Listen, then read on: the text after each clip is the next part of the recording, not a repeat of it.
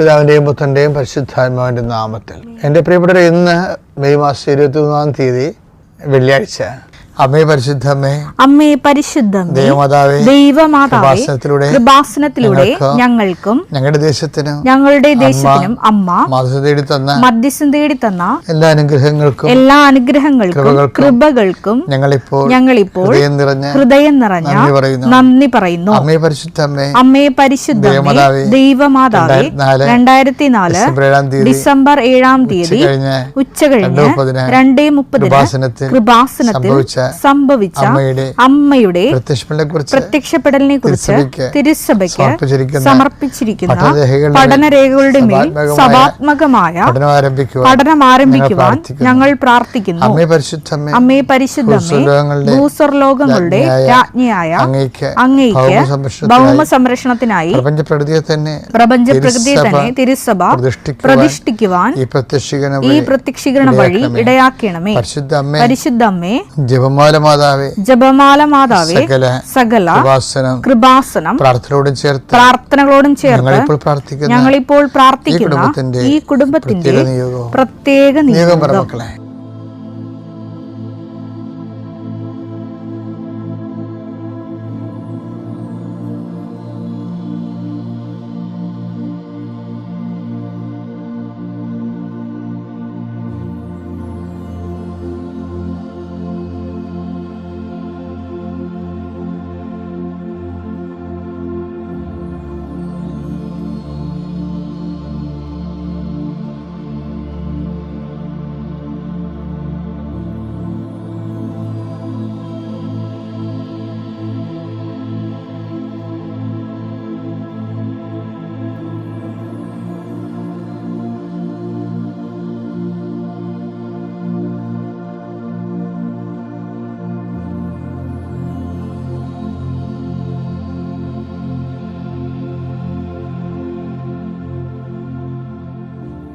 അമ്മയുടെ പ്രത്യക്ഷീകരണത്തിന്റെ ഈ അനുഗ്രഹവേളയിൽ ഞങ്ങൾക്ക് സാധിച്ചു തരുവാൻ കനിയണമേ. വിശ്വാസ പ്രമാണം. സർവശക്തനായ പിതാവും ആകാശത്തിന്റെയും ഭൂമിയുടെയും സൃഷ്ടാവുമായ ദൈവത്തിൽ ഞാൻ വിശ്വസിക്കുന്നു. അവിടുത്തെ ഏകപുത്രനും ഞങ്ങളുടെ കർത്താവുമായ ഈശോ മിശിഹായിലും ഞാൻ വിശ്വസിക്കുന്നു. ഈ പുത്രൻ പരിശുദ്ധാത്മാവിനാൽ ഗർഭസ്ഥനായി കന്യകാമറിയത്തിൽ നിന്ന് പിറന്ന് പൊന്തിയോസ് പീലാത്തോസിന്റെ കാലത്ത് പീഡകൾ സഹിച്ച് കുരിശിൽ തറയ്ക്കപ്പെട്ട് മരിച്ച് അടക്കപ്പെട്ട് പാതാളങ്ങളിൽ ഇറങ്ങി മരിച്ചവരുടെ ഇടയിൽ നിന്ന് 3-ാം നാൾ ഉയർത്ത് സ്വർഗത്തിലേക്ക് എഴുന്നള്ളി സർവശക്തിയുള്ള പിതാവായ ദൈവത്തിന്റെ വലതുഭാഗത്തിരിക്കുന്നു. അവിടെ നിന്ന് ജീവിക്കുന്നവരെയും മരിച്ചവരെയും വിധിക്കുവാൻ വരുമെന്നും ഞാൻ വിശ്വസിക്കുന്നു. പരിശുദ്ധാത്മാവിലും ഞാൻ വിശ്വസിക്കുന്നു. വിശുദ്ധ കത്തോലിക്കാ സഭയിലും പുണ്യവാന്മാരുടെ ഐക്യത്തിലും പാപങ്ങളുടെ മോചനത്തിലും ശരീരത്തിന്റെ ഉയർപ്പിലും നിത്യമായ ജീവിതത്തിലും ഞാൻ വിശ്വസിക്കുന്നു. ആമേൻ. സ്വർഗ്ഗസ്ഥനായ ഞങ്ങളുടെ പിതാവേ, അങ്ങയുടെ നാമം പൂജിതമാകണമേ. അങ്ങയുടെ രാജ്യം വരണമേ. അങ്ങയുടെ തിരുമനസ് സ്വർഗത്തിലെ പോലെ ഭൂമിയിലും ആകണമേ. അന്നു വേണ്ടുന്ന ആഹാരം ഇന്ന് ഞങ്ങൾക്ക് തരണമേ. ഞങ്ങളോട് തെറ്റ് ചെയ്യുന്നവരോട് ഞങ്ങൾ ക്ഷമിക്കുന്നത് പോലെ ഞങ്ങളുടെ തെറ്റുകൾ ഞങ്ങളോടും ക്ഷമിക്കണമേ. ഞങ്ങളെ പ്രലോഭനത്തിൽ ഉൾപ്പെടുത്തരുതേ, തിന്മയിൽ ഞങ്ങൾ രക്ഷിക്കണമേ. ആമേൻ. നന്മ നിറഞ്ഞ മറിയമേ, സ്വസ്തി. കർത്താവ് അങ്ങയുടെ കൂടെ സ്ത്രീകളിൽ അങ്ങ് അനുഗ്രഹിക്കപ്പെട്ടവളാകുന്നു. അങ്ങയുടെ ഉദരത്തിൻ ഫലമായി ഈശോ അനുഗ്രഹിക്കപ്പെട്ടവനാകുന്നു. പരിശുദ്ധ മറിയമേ, തമ്പുരാന്റെ അമ്മേ, പാപികളായ ഞങ്ങൾക്ക് വേണ്ടി ഇപ്പോഴും ഞങ്ങളുടെ മരണസമയത്തും തമ്പുരാനോട് അപേക്ഷിക്കണമേ. ആമേൻ. കർത്താവേ, നിന്റെ ഉന്നതമായ നാമത്തിന് സ്തോത്രം ചെയ്യുന്നു. കർത്താവേ, നിന്റെ വിശുദ്ധ പൗരോഹിത്യത്തെ മഹത്വപ്പെടുത്തണമേ. കർത്താവേ, സഭയിലുള്ള സാന്നിധ്യം പ്രകടമാക്കണമേ. 39 വർഷം ഞാൻ അർപ്പിച്ച കൃപാനയുടെ യോഗ്യതയാൽ കൃപാസ്ഥാനത്താറ് ജീവനോടെ പ്രത്യക്ഷപ്പെട്ട മാതാവിൻ്റെ മാധ്യസ്ഥത്താൽ ഇന്ന് മെയ് 23 തീയതിയായ വെള്ളിയാഴ്ച യാത്ര ചെയ്യുന്ന എല്ലാ മക്കളെയും ഞാൻ ആശീർവദിക്കുന്നു. നിങ്ങളുടെ യാത്രയുടെ ലക്ഷ്യങ്ങൾ കർത്താവിൻ്റെ നാമത്തിൽ ആശീർവദിക്കപ്പെടട്ടെ. നിങ്ങളുടെ നിങ്ങളുടെ ജീവിതത്തിൻ്റെ ഭാരങ്ങളുമായി നിങ്ങൾ സഞ്ചരിക്കുമ്പോൾ കഴുത്തിടറാതെ മുന്നോട്ട് പോകാൻ കർത്താവ് നിന്നെ താങ്ങട്ടെ. അധ്വാനിക്കുന്നവനും ഭാരം വഹിക്കുന്നവനും എൻ്റെ അടുക്കൽ വരിക, ഞാൻ നിങ്ങളെ ആശ്വസിപ്പിക്കാമെന്ന് അളിച്ചത് കർത്താവിൻ്റെ വചനത്തിലെ ആ ആശ്വാസ വചനത്തിലെ പ്രത്യാശ അർപ്പിച്ചുകൊണ്ട് ദൈവവേദലെ നീ മുന്നേറുക. നിൻ്റെ ഇടത്തും വലത്തും വീട്ടിലും വഴിയിലും ജലത്തിലും കരയിലും വാഗ്ദാനപ്രകാരം നിന്റെ ദൈവത്തിൻ്റെ ദൂതൻ നിനക്ക് മുമ്പേയും സഞ്ചരിക്കട്ടെ. അമ്മ പരിശുദ്ധ ദേവമാതാവ് കാനായിലെ കല്യാണ കുടുംബത്തിൽ എന്നതുപോലെ നിന്റെ അവശതകളും പോരായ്മയില്ലെങ്കിലും നീ അറിയുന്ന മുമ്പ് തന്നെ അറിഞ്ഞുകൊണ്ട് നിനക്ക് വേണ്ടി മധ്യസ്ഥം വഹിക്കട്ടെ. എല്ലാ മലാഖന്മാരും വിശുദ്ധന്മാരും രക്തസാക്ഷികൾ നീ ചെയ്യുന്ന പ്രവൃത്തികൾ ദൈവതിരുസന്നിധിയിൽ ആദരണീയമാകുന്നതിന് വേണ്ടിയും അത് സ്വീകാര്യമാകുന്നതിന് വേണ്ടിയും കർത്താവ് എൻ്റെ പരിശുദ്ധാത്മ നയിക്കപ്പെടുകയും നീ അനുഗ്രഹിക്കപ്പെടുകയും ചെയ്യട്ടെ. നീ ആർക്ക് വേണ്ടിയാണ് വാദിക്കുന്നത്, ആർക്ക് വേണ്ടിയാണ് നീ ശുപാർശ ചെയ്യുന്നത്, അവരെ കർത്താവ് ആശീർവദിക്കട്ടെ. നിന്റെ മധ്യസ്ഥ പ്രാർത്ഥനയ്ക്ക് പകരം നിന്റെ മധ്യസ്ഥ പ്രാർത്ഥന ദൈവദിവസം വിലയുള്ളതാകുവാൻ ആവശ്യമായ ദൈവത്തിൻ്റെ സുവിശേഷ പ്രവർത്തനങ്ങൾ ദൈവസ്നേഹത്തോടെ ചെയ്തുകൊണ്ട് നിൻ്റെ സ്വർഗീയമായ ആധ്യാത്മികമായ ആസ്തി പദ്ധതികൾ ഉറപ്പിക്കുവാൻ കർത്താവ് നിന്നെ ആശീർവദിക്കട്ടെ. എൻ്റെ കർത്താവിൻ്റെ ഉന്നതമായ നാമത്തിൽ സഭയുടെ അധികാരത്തിൽ നിൻ്റെ അധ്വാന ശേഷികൾ വർദ്ധിക്കുകയും അധ്വാന ഫലങ്ങൾ അഭിവൃദ്ധി പ്രാപിക്കുകയും ചെയ്യട്ടെ. എൻ്റെ കർത്താവിൻ്റെ ഉന്നതമായ നാമത്തിൽ സഭയുടെ അധികാരത്തിൽ കുരിശിൻ്റെ അടയാളത്തിൽ നീ എന്ത് ആഗ്രഹിക്കുന്നുവോ ഈ ദൈവത്തെ മുൻനിർത്തിക്കൊണ്ട് ആഗ്രഹിക്കുന്ന സൗഖ്യങ്ങൾ, ആഗ്രഹിക്കുന്ന വിടുതലുകൾ യേശുവിൻ്റെ നാമത്തിൽ തൽക്ഷണം മാതാവിൻ്റെ മധ്യസ്ഥ പ്രാപിക്കട്ടെ. എൻ്റെ കർത്താവിനുമായ നാമത്തിൽ നീ ഇടപെടുന്ന വ്യക്തികൾ, സംസാരിക്കുന്ന വിഷയങ്ങൾ, ഇടപെടുന്ന കാര്യങ്ങളെല്ലാം കർത്താവിൻ്റെ കൃപ നിറയട്ടെ. കർത്താവെ, ഇന്നത്തെ ദിവസം സമർപ്പിച്ച് പ്രാർത്ഥിക്കുന്നു. ഇന്നത്തെ ദിവസത്തിൻ്റെ യാത്രാ വഴികൾ, യാത്രാ ലക്ഷ്യങ്ങൾ എല്ലാം അതിൻ്റെ തടസ്സങ്ങൾ യേശുവിൻ്റെ നാമത്തിൽ മാറിപ്പോകട്ടെ.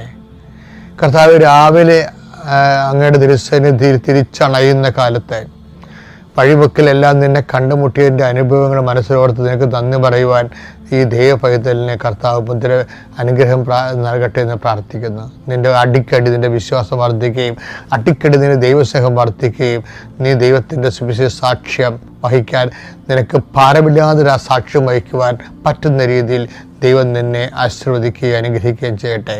നിത്യം പിതാവും പുത്രനും പരിശുദ്ധാത്മാവ് സർവ്വീശ്വരെ നയിക്കുക. ആമേൻ.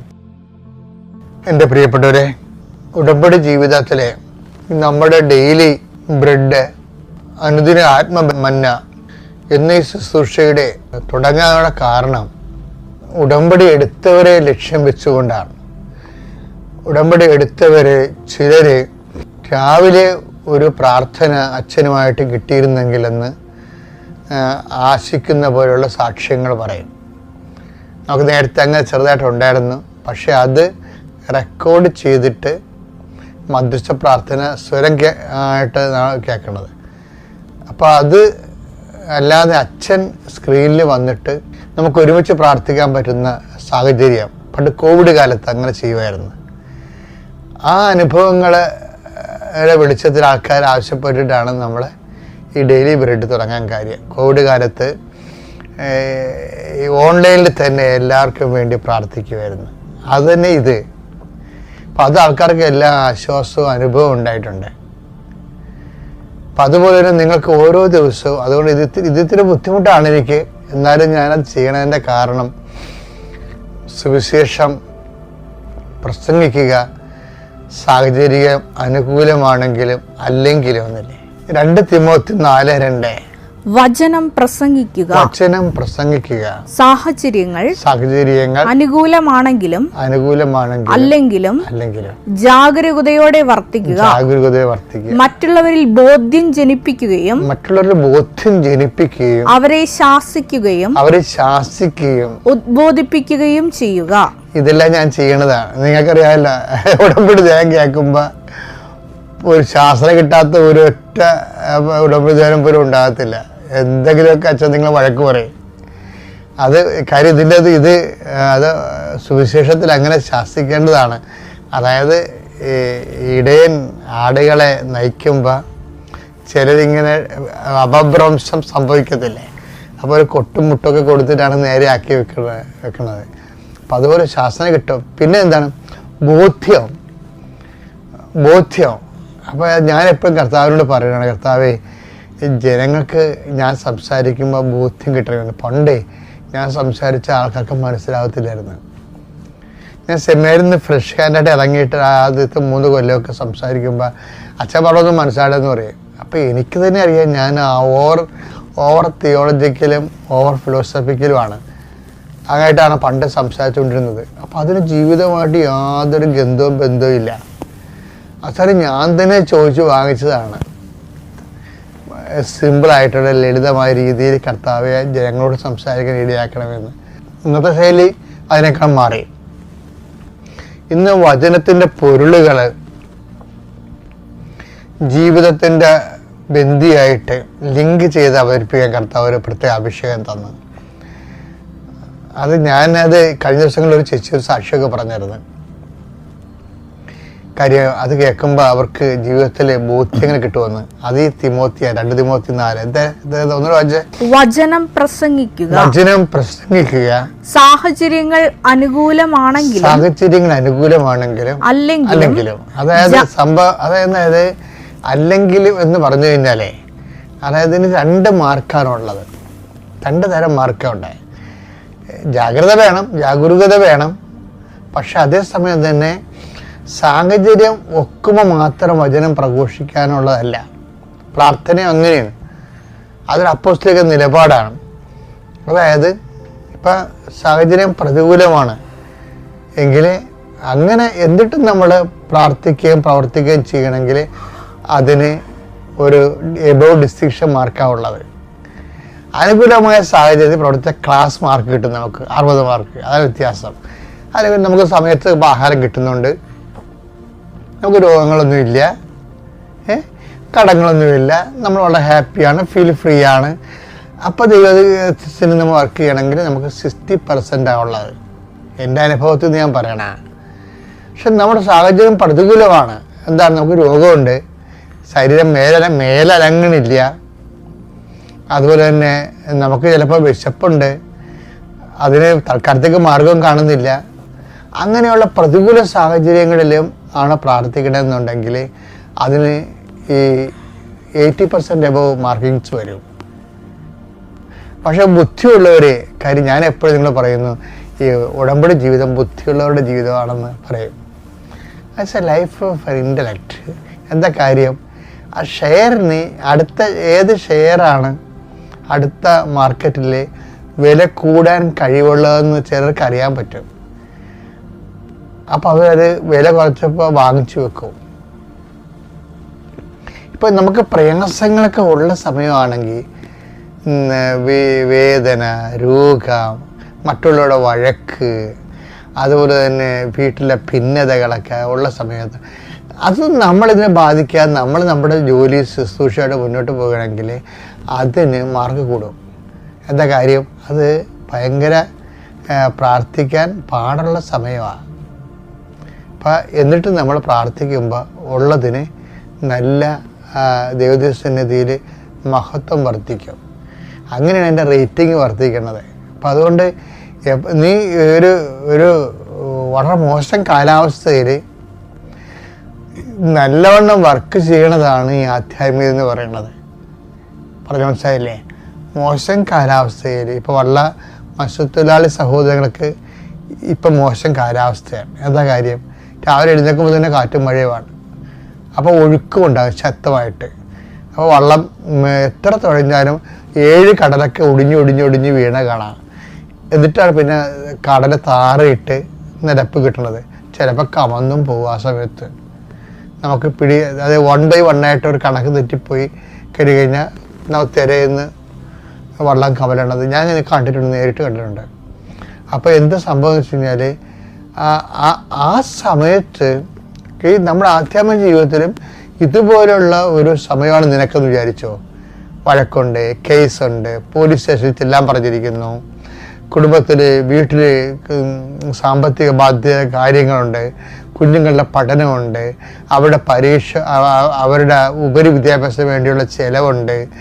അപ്പം നീ ഇങ്ങനെ എവിടെ പായുമെന്നറിയാൻ പോലെ നിൽക്കുന്ന സമയമാണെങ്കിലും ഈ സമയത്ത് നിനക്ക് നമ്മൾ ഒരു സ്വർഗസ്ഥനായ പിതാവിന് 1 കോടി രൂപയുടെ അത്രയും വിലയുള്ള സമയമാണിത്. മനസ്സിലായില്ലേ? അപ്പം അതുകൊണ്ട് അയ്യോ എന്നിട്ട് ഞാൻ ഇത്രയും കഷ്ടപ്പെടല്ലോ, എന്നിട്ട് ഇത്രയും ഞാൻ ഇങ്ങനെ ദൈവത്തിന് ഒപ്പ് ജീവിച്ചിട്ടും എനിക്ക് കഷ്ടപ്പാടാണല്ലോ, എനിക്ക് പ്രാർത്ഥിച്ചിട്ട് എന്ത് കാര്യം എന്നൊക്കെ പറഞ്ഞുകൊണ്ട് ചില ഇൻഡയറക്റ്റ് അല്ല ഇഡിയറ്റ്സ് അല്ലേ അവർ പ്രെയർ ചെയ്യാതിരിക്കും. അപ്പോൾ ഈ സമയത്താണ് നമുക്ക് പ്രേയർ. അപ്പോൾ എല്ലായ്പ്പോഴും ഓർക്കണം, ജീവിതം പ്രശ്നത്തിലിരിക്കുമ്പോൾ നമുക്ക് നല്ല റേറ്റിംഗ് ഉണ്ടാകും നമ്മുടെ പുസ്തകം. അപ്പോൾ നിങ്ങൾ എന്ത് ചെയ്യണമെന്നറിയാമോ? നിങ്ങൾ അതൊന്നും നോക്കാതെ കണ്ണുടച്ച് പ്രാർത്ഥനാ ജീവിതത്തിലെ സുവിശേഷ സാക്ഷ്യ ജീവിതത്തിലെ വെള്ളം ചേർക്കാതെ മുന്നോട്ട് പോകണം. എന്നിട്ട് എന്ത് ചെയ്താൽ ഈശോ ഇത്